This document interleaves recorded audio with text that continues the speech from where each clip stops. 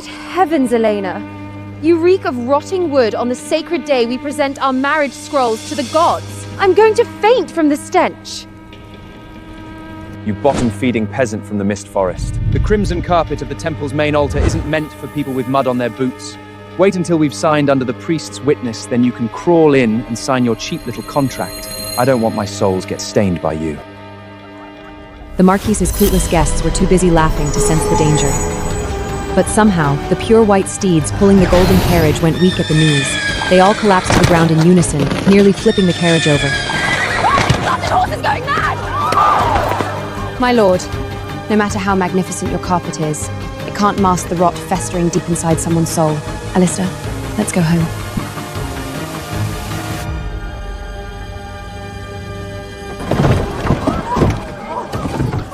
You bitch! Go rot in those miserable woods for the rest of your life! Our carriage slowly rolled away from the noisy castle. Watching Serafina smugly climb back into her righted golden carriage, I felt nothing but deep pity. Her own personal hell had only just begun. On our wedding night, fate finally responded.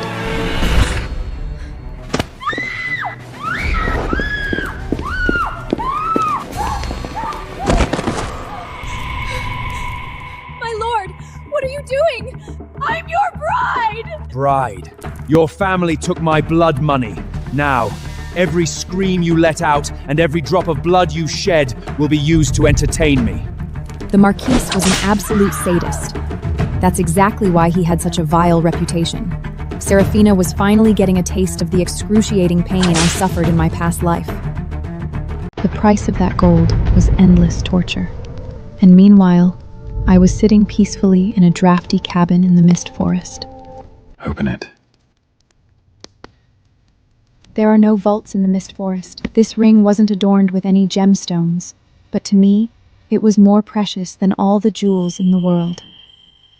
This is... It's woven from a resilient vine only found in the deepest part of the mist forest. As long as you wear it, I will protect you forever.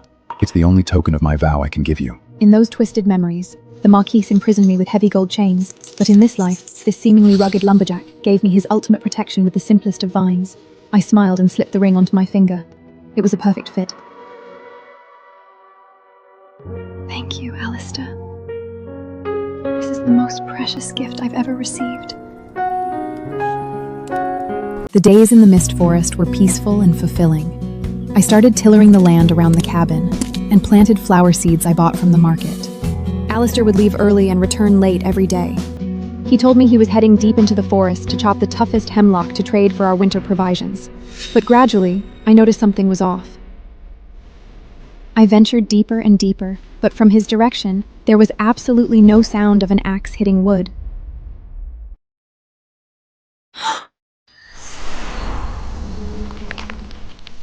My king, Marcho Galaric is gathering a massive force. They plan to level the southern edge of the mist forest to mine a newly discovered gold vein underneath. Ignorant humans daring to trespass on sacred elven territory. Please grant us permission to strike. We will water the poison brambles at the border with their blood and ensure none of them return.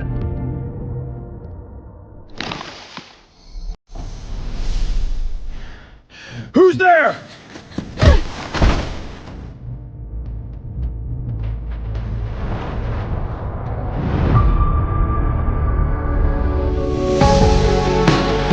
Boss, we'll take our leave.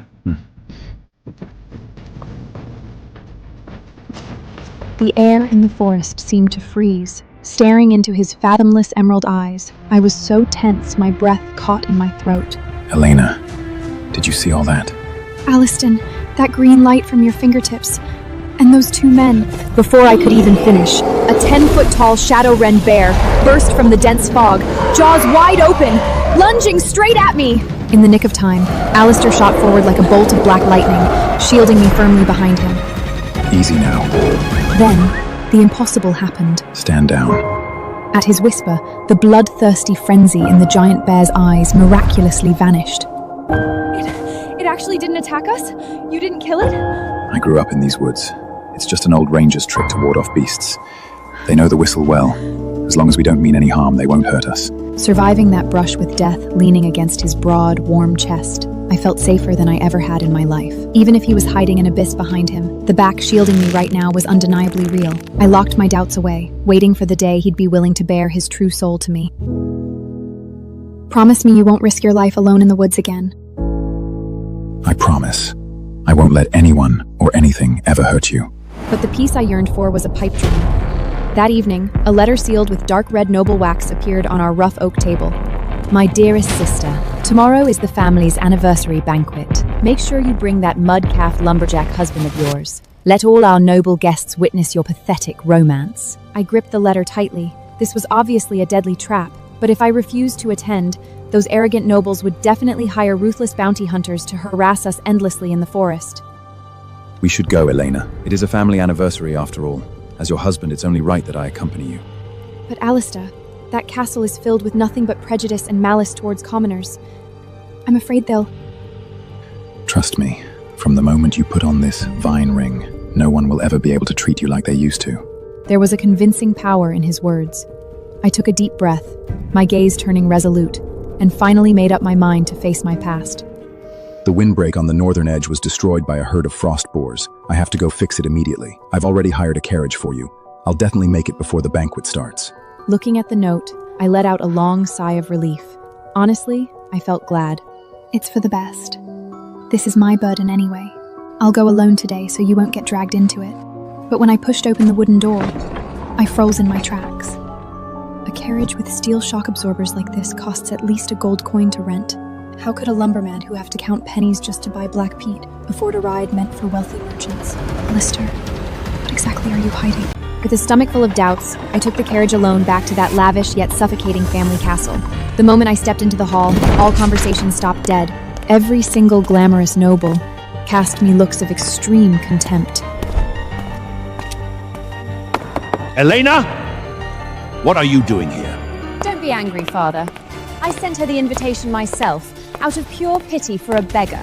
What's the matter, my dear sister? Rumor has it you and your husband are inseparable. Why isn't he with you today? Did he realize his rags were too shabby and lose the nerve to even step foot in the castle? Did he just abandon you and run tail back to the woods? Serafina was laughing hysterically, but I could still see through her facade to the hellish life she endured at the Marquise's estate, betrayed by the dark purple bruises she tried to conceal with heavy powder along her neckline. Alistair has more important matters to attend to. Unlike some people, who wear priceless gowns yet still have to try so desperately to hide how miserable they truly are. Shut up! How dare a lowly commoner like you talk back to me? Cowardness is always carved into the bones of commoners. Elena, since your pathetic husband doesn't even have the courage to protect his wife, I won't be too harsh on you. Butler, take her to the servants' table in the kitchens. Let no one say I, as your brother-in-law, don't understand noble mercy. Looking at this immaculately dressed but twisted sadist, I mercilessly tore off their hypocritical masks in public. You should save your mercy for your wife, my lord. After all, having to buy powder thick enough to barely cover the layers of whip marks and bruises on her neck every day, that must be quite an expensive undertaking. You arrogant heretic. You have a death wish! Just as the infuriated Marquise was about to order the guards to drag me out, a loud, trembling announcement echoed from outside the castle. Reporting to the Baron, the legendary Court of Life merchant gang has delivered an unimaginably precious gift. They said it's an ultimate blessing for the most esteemed lady tonight.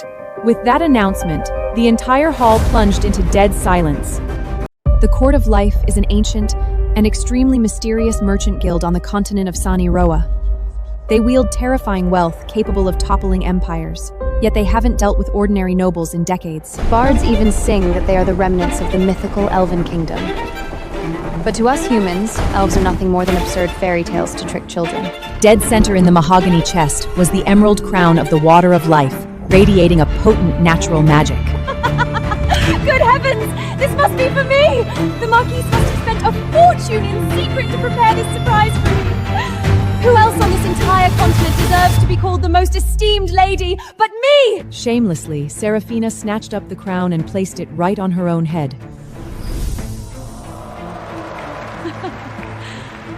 My wonderful daughter! To think you even caught the attention of the Court of Life! Our family is finally going to join the ranks of the top nobility! At that exact moment, I was stunned to notice that the bottom of the mahogany box was lined with moonlight blue wisteria, a flower found only in the deepest parts of the mist forest. Not only that, but the ancient vine runes carved into the base of the crown were absolutely identical to the pattern on the grass ring Alistair wove for me. Why would a crown belonging to the Court of Life bear the exact same runes as his? My heart was full of shock and confusion, but I was certain of one thing. A sacred relic like this was way beyond the reach of a money-grabbing man like the Marquise. By falsely claiming this monumental gift, Serafina was essentially placing her own head on the guillotine. Serafina, forcing something onto your head that doesn't belong to you is only going to invite disaster. Are you jealous, you bitch? You don't even have the right to look at this crown in your lifetime! Father, throw her out! To monopolize the gift that shocked the continent, and to trample me underfoot completely. My barren father launched the most vicious verbal attack against me. Elena, there's no need for you to ever attend another family banquet. You are an absolute disgrace to this family's name. Take your pathetic commoner manners and get out of my castle immediately. From this day forth, I officially strip you of your family surname. In front of all the nobles, he maliciously stripped me of my surname, reducing me to a rootless vagabond. But in their eyes, even that wasn't enough.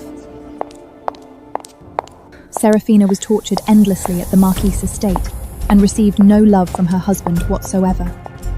When she saw the token Alarady had woven for me in my hand, a sick jealousy instantly twisted her sanity. Hold on. What's that circle of broken grass in your hand? A token from your dirt-poor husband? How dare a lowly commoner like you possess something like this? The more you cherish it, the more disgusted I get. Guards, rip that trash off her! My endurance didn't make these people stop. It only made them worse. She just couldn't stand seeing me have anything good and wanted to destroy my only solace. This is a vow token from my husband. It belongs to me, and no one is taking it from me. Why waste breath on this ignorant wretch? Just snatch it from her.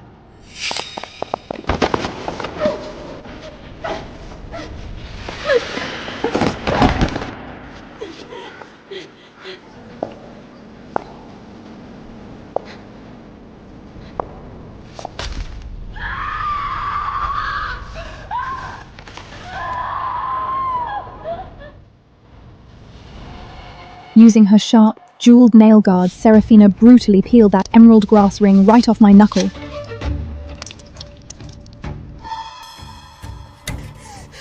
Give it back! Serafina, you despicable thief! The surrounding nobles let out waves of mocking sneers, as if watching an entertaining farm.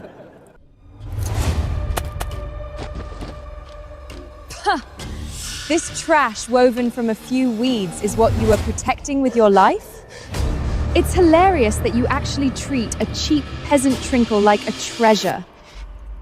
Just as I was being trampled on and left utterly helpless, the mysterious subordinate hidden in the castle's shadows sensed the fatal danger. He immediately sent an urgent report back to the fallen users of a secret art. My lord, you must go save her mightness immediately. Those nobles and nobles didn't just publicly strip her of her surname, they also stole the vine ring you gave her. Upon hearing those words, the fury in Alistair's eyes completely spiraled out of control. Dare to touch what's mine. I'll make every single person in that castle pay the price.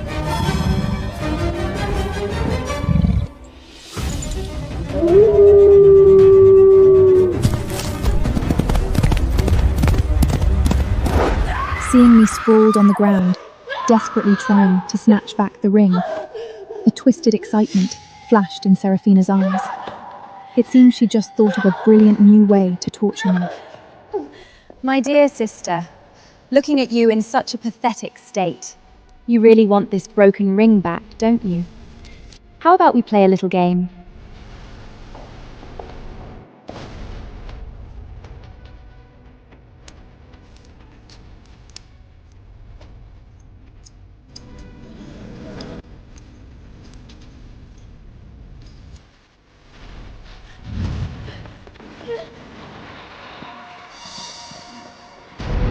There, a fresh layer of magic crystal slad had been dumped out.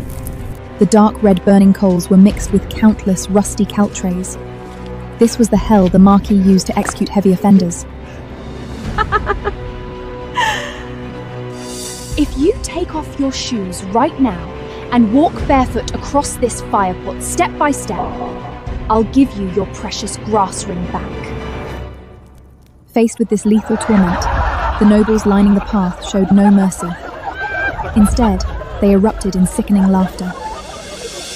What a spectacular drama.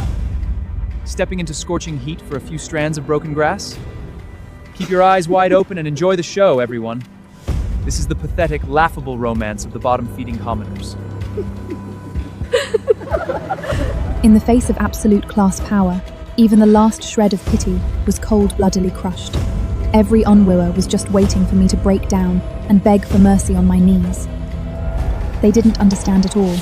That grass ring was the only shelter my husband gave me in the cold night. For him, even if I had to walk through the hellfire and abyss of purgatory, I would never back down.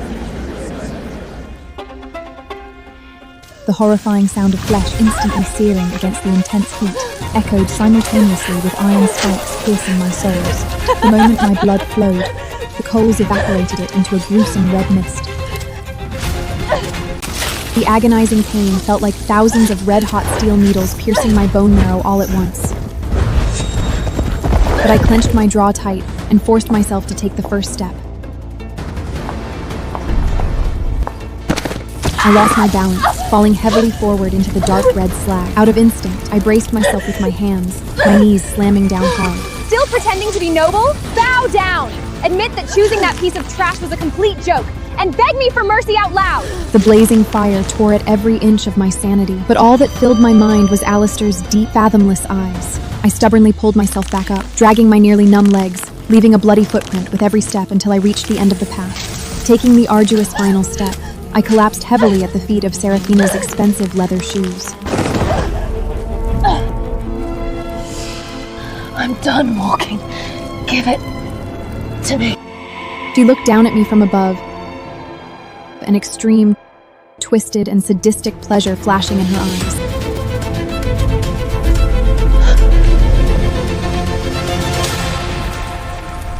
In that moment, my heart was reduced to ashes right alongside that ring. The light in my eyes completely died, replaced by a glaring, blinding rage. Is this the pretty face your husband is so fond of? I'm going to destroy it. I'm going to make your penniless husband look at your hideous face and be disgusted for the rest of his life. Extreme humiliation and pain washed over me. Just in the life or death split second before that red-hot branding iron ruined my face.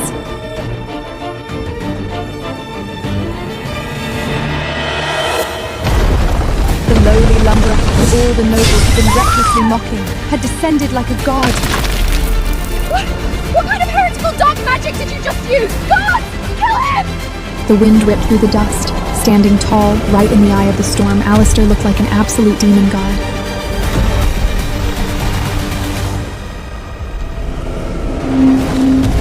Just a terrifying aura that crushed everything in its path was enough to make all the high and mighty nobles go weak at the knees.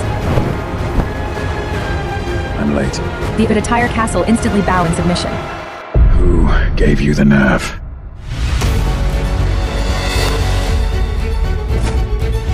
Click the link to watch the full series.